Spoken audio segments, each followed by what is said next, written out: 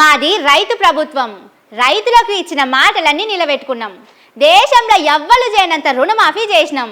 ఇది చేసినాం, అది చేసినాం, ఇంకేదో చేసినామని గొప్పలు చెప్పుకుంటారు కదా సర్కారు వాళ్ళు.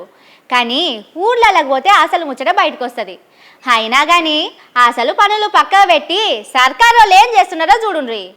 మింగ మెతుకులేదు గాని మూతి మీసాలకు సంపెంగ నూనె అన్నట్టే ఉన్నది. పోన్రి మన రేవంతం సర్కారు వాళ్ళ కథ. లంక బిందెలు లేవు, ఖాళీ కుండలు ఉన్నాయని చెప్పుకుంటా పథకాలన్నింటికి కోతలు పెడుతున్నారు. గద్వలకు గంధం రాసినట్టు చేసి గంపెడు వండి పెట్టినట్టే చెప్పుకుంటున్నారు. బోనస్ అని చెప్పిండు, 500 ఫ్రీగా అన్నాడు, మహిళకు 2500 అన్నాడు. ఏం చేసిండు? ఏ మనీ వీడు ఇయ్యాడు, వీడు రావద్దు, వీడు ప్రపంచం మీదనే ఉండొద్దు. ఇక ఫ్రీ బస్సు మస్తున్నదని చిన్నగా చెప్పుకుంటలేరు సర్కారు వాళ్ళు. కానీ దాని మీద కూడా ఆడబిడ్డలు ముక్కిరుస్తున్నారు. ఫ్రీ అని ఫాయిదా ఏమున్నది, బస్సులే ఆపుతలేరు అని మస్తు గరమైతున్నారు. ఈ అక్క చూడుండ్రి ఎట్లా తిడుతున్నదో. బస్సు ఆపితే 2 సార్లు 2 బస్సులు వచ్చినాయి. ఇట్లా చేయటం పెట్టినా ఆపునాయన అంటే అట్లనే వచ్చిండు బస్సు దంచుకొని. బస్సు ఇది తీసేయాలి. వీళ్ళే కాదు, కాంగ్రెస్ వాళ్ళతో సోపతులున్న కామ్రేడ్లు కూడా గదే మాట అంటున్నారు.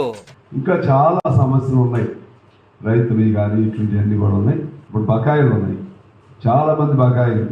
ఇది విద్యార్థులు, ఫీజు రియంబర్స్మెంట్, హాస్పిటల్స్, కాంట్రాక్టర్లు, చిన్న వేతన జీవుల వేతనాలు.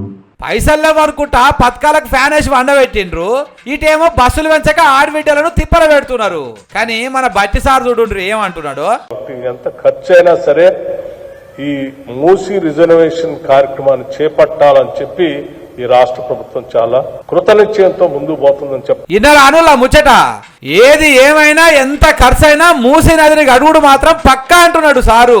అవ్వకు బోవెట్టలేనోడు ప్రతల్లికి బంగారు గాజులు చేయిస్తా అన్నట్టు లేదా చెప్పుండ్రి ఈ ముచ్చట. మొదలు ఓట్లప్పుడు చెప్పిన మాటలు నిలబెట్టుకోవాలి. అత్యధిక ఏ ఆట ఆడినా నడుస్తుంది. అవిటిని అరలదోలి కొత్త భాగవతం ముంగటేసుకున్నారట. పాపం పైసల మంత్రి కుర్చీలో కూర్చున్నా గాని సార్కు అసలు ముచ్చట సమజైతలేనట్టున్నది. ఓ బట్టి సారు, మంచం ఉన్న కాడికే కాలు చాపుకోవాలి. ఊరంతా నాదేనని తొవ్వలకు పెడితే ఏదో బండి వచ్చి గుద్దిపోతుంది. పైసలు లేకున్నా గాని మూసి మీద ఇంతగానం ఎందుకు మనసు పెట్టిండ్రో మాకు తెలియదా తీయండ్రి అని పబ్లిక్ అనుకుంటున్నారు.